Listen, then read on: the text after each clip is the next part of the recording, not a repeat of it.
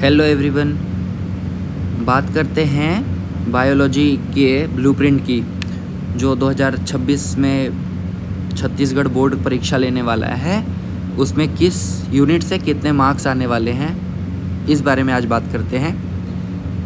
Total जैसा कि हम यहाँ पे देख सकते हैं 16 चैप्टर्स हैं, जिसको 5 अलग अलग यूनिट्स में डिवाइड किया गया है और हर यूनिट का यहाँ पे मार्क्स लिखा हुआ है। देखो कि यूनिट 1 से 14 मार्क्स, यूनिट 2 से 18 मार्क्स, यूनिट 3 से फिर 14 मार्क्स, यूनिट 4 से 10 मार्क्स एंड यूनिट 5 से अगेन 14 मार्क्स।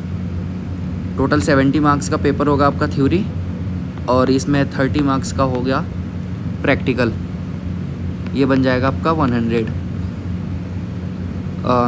पहले चैप्टर या पहले यूनिट जिसको हम बोलते हैं रिप्रोडक्शन, जो यूनिट है हमारा, उसे 14 नंबर का क्वेश्चन आने वाला है। 14 नंबर के टोटल क्वेश्चंस आने वाले हैं, ठीक है।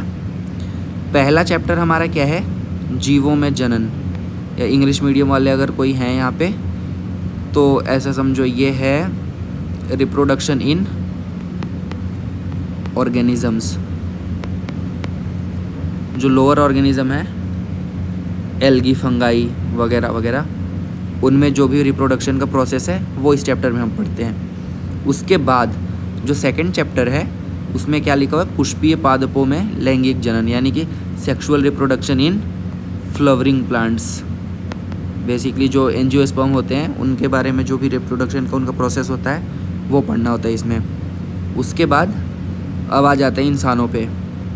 जो तीसरा चैप्टर है वो उसमें हम पढ़ते हैं मानव जनन, यानी कि ह्यूमन रिप्रोडक्शन, ठीक है।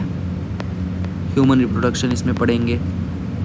इसके बाद चैप्टर नंबर 4 जो पहले यूनिट का लास्ट चैप्टर है, इसका है जनन स्वास्थ्य, या इसको बोलते हैं रिप्रोडक्टिव हेल्थ। रिप्रोडक्टिव हेल्थ, जो भी STDs जैसे सेक्सुअली ट्रांसमिटेड डिजीज़, या जिसको अब सेक्सुअली ट्रांसमिटेड इन्फेक्शन बोलते हैं, इनके बारे में जो भी जितनी भी नॉलेज हमें लेनी है वो इस चैप्टर से लेनी है, रिप्रोडक्टिव हेल्थ। ये चारों चैप्टर का कंबाइंड वेटेज है हमारा 14 मार्क्स का। तो इससे कितना, किस चैप्टर से कितने मार्क्स का क्वेश्चन आता है वो आगे CGBSE अपडेट करेगा, और अगर नहीं करता है तो हम पिछले साल के क्वेश्चन पेपर्स के अकॉर्डिंग हम उसको बाद में डिवाइड करेंगे, ठीक है। सेकंड चैप्टर है हमारा आनुवंशिकी तथा विकास। उसको इंग्लिश में क्या बोलते हैं, जेनेटिक्स एंड इवोल्यूशन। चलिए, इसमें क्या क्या हमें पढ़ना होता है, वंशागति तथा विविधता के सिद्धांत, जेनेटिक और उसके जो फंडामेंटल थ्योरीज हैं जेनेटिक्स के वो पढ़ते हैं। दूसरा क्या है, वंशागति का आणविक आधार। क्या होता है भाई आणविक आधार, जैसे DNA हो गया, RNA हो गया, ठीक है, इनका सिंथेसिस वगैरह, ये सारा कुछ पढ़ना होता है। और 7th चैप्टर जो है हमारा वो है विकास, इसको बोलते हैं इवोल्यूशन, ठीक है। बंदर से इंसान कैसे बने, वो सबसे छोटी तरह से अगर मैं बताऊं इवोल्यूशन को तो उसका मतलब यही है। इन 3 चैप्टर से सबसे ज़्यादा वेटेज है, कितना, 18 मार्क्स आने वाले हैं इनमें से। ये बहुत अच्छे से तैयार करना है। ये आगे अगर आप नीट वगैरह भी तैयारी कर रहे हो तो ये बहुत इंपॉर्टेंट क्वेश्चन है, बहुत इंपॉर्टेंट चैप्टर्स हैं एक्चुअली। इनमें से बहुत क्वेश्चन आते हैं, सबसे ज़्यादा जेनेटिक्स और इवोल्यूशन, इनसे। इसके बाद अब इंसान पढ़ाई कर रहा है तो उसका कल्याण देख लेते हैं, ह्यूमन वेलफेयर। जो तीसरा यूनिट है उसमें भी टोटल 3 ही चैप्टर हैं, उसका नाम है ह्यूमन वेलफेयर। पहला क्या क्या है, ह्यूमन हेल्थ एंड डिजीज़, मानव स्वास्थ्य एवं रोग। बेसिकली इसमें पढ़ते हैं हम माइक्रो ऑर्गेनिजम्स के बारे में कि वो कैसे ह्यूमन हेल्थ को अफेक्ट करते हैं या क्या प्रॉब्लम क्रिएट करते हैं और क्या उनसे हम फ़ायदा ले सकते हैं, उस बारे में बात करते हैं। Human health and disease, human health and disease, ये हो गया। उसके बाद जो फूड इंडस्ट्री हमारी, उसमें कैसे वृद्धि कर सकते हैं और उसका जो भी कार्यशैली या कार्यनीति है वो कोई माइक्रो ऑर्गेनिजम्स के थ्रू या बायोलॉजी के थ्रू कैसे हम उसको इन्हांस कर सकते हैं, बढ़ा सकते हैं, उसके बारे में इस चैप्टर्स में पढ़ते हैं। ठीक है, वही आ गया ना, मानव कल्याण में सूक्ष्म जीव, micro organisms in human welfare, वो इस 10th चैप्टर में हम पढ़ते हैं। इन तीनों चैप्टर को मिला के 14 नंबर का क्वेश्चन आने वाला है, ये ध्यान रखेंगे। ये सबसे टोटल 8 या 10 क्वेश्चन बनते हैं इन तीनों चैप्टर से बोर्ड के रिगार्डिंग, और इनसे 14 मार्क्स आपका डिसाइड हो जाता है अगर अच्छे से पढ़ लिए। 14 नंबर आपका कहीं नहीं गया।